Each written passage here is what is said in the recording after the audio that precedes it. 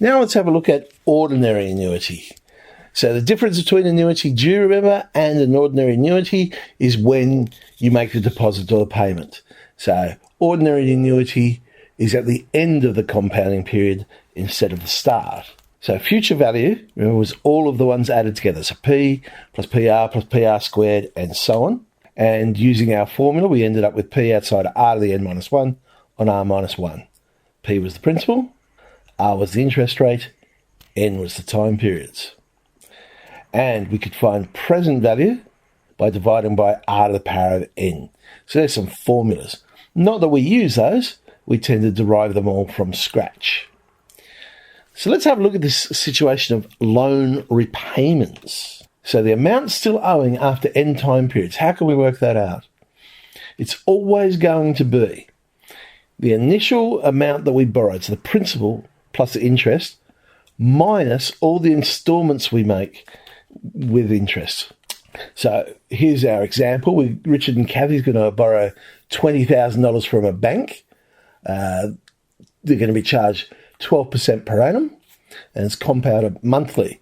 And the monthly repayments are going to be $300. So how much will they owe the bank at the end of 6 years?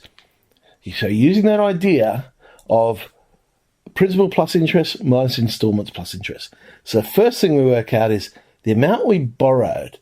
So it's like the bank has invested in us, and they're giving us $20,000, and we're saying, thank you very much for your money that you're giving us. We will pay you 12% per annum, and that's going to be for 72 months. So the repayments then are an investment in the loan, because now every time we give the bank money, it's like we're saying, hey, now we're giving you money and we want the same interest rate. So the first repayment of $300 is going to also attract 12% per annum. But I'm not making that first repayment until after a month. So the bank's only got my money for 71 months. Then my second repayment they'll have for 70 months, and so on and so on. The second last repayment will be when there's 1 month to go. It'll be in there for 1 month. The last repayment, well, it's in there for 0 months, because once we've made the last repayment, the deal is over. I'm not going to apply any interest on that. It's done. So the principal plus the interest minus the installments plus the interest. Now, the installments plus the interest, once again, we have a geometric series. So I can use the formula, A, R to the n minus 1 on R minus 1. Subbing in for that, and a bit of calculator work, we end up with $9,529. So how much interest have they paid in those 6 years? Well, in 6 years, they made 72 repayments of $300. But there's $9,500 left on the loan. So I've reduced that initial $20,000 down to $9,500. I've paid back $10,470, but I've made $21,500 in repayments. The difference must be the interest.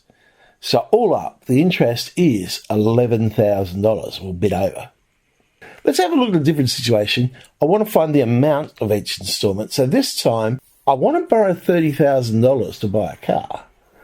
And going to repay the loan in 5 years, 60 equal monthly installments, and interest is 9%. So how much would I have to pay back each month? So this time, I don't know what the monthly installments are. I'll just call them M. So the initial loan will be borrowed for 60 months.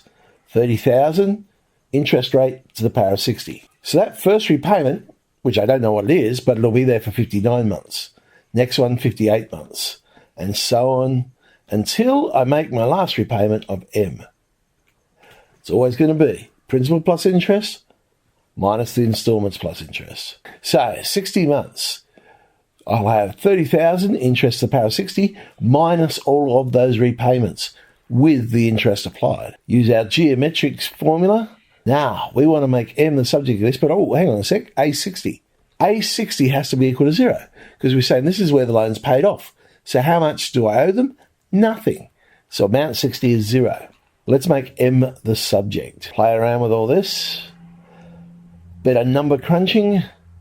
and eventually we get $622.75.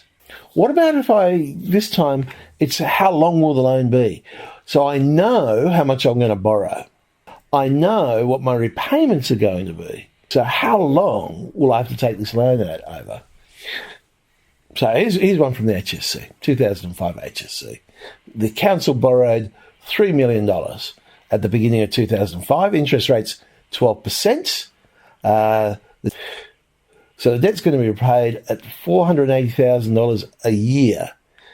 Now, they want us to show that the amount to is this expression here. So amount to. So the loan's only been borrowed for 2 years, so it's 3 million, 1.12 squared. First repayment is only in there for a year, and the second repayment is what we're talking about here because it's 2 years. So it's not a big expression, but it's still going to be principal plus interest minus installments plus interest. Well, they've put theirs in scientific notation, so rewriting all that, we rewrite the 3 million as 3 times 10 to the 6 and so on, but indeed we get the expression that they want us to show. So show that amount n is this expression, 10 to the 6, 4 minus 1.12 to the power of n. So the initial loan, again, we don't know how long it's going to take us to pay back here. So n years, first repayment will be in there for n minus 1 years, n minus 2 years, and so on until we get to the last one, which is in there for 0 years. Principal plus interest minus installments plus interest. So, quite an expression there. 3 million, 1.12 to the power of n. Look at what we have to get to. Well, that second bit, again, it's a geometric, so let's put it into the formula. Now, nicely, the 480,000 divides by the 0.12 to get us just a nice round 4 million. If I group the 0.12 to the power of n's together, I've got 3 million minus 4 million, which is negative 1 million. And that actually is the answer. If we now factorise the million, 10 to the power of 6 out. In which year will they make their final repayment? Let's find n. So when will that amount equal 0? We want to make n the subject. So playing around with it, bit of log laws, and we have n is 12.2. So the 13th repayment. See, the 12th one, there's still that 0.2 to go. So the 13th won't be a complete repayment, but it will cut out the loan. So 14E.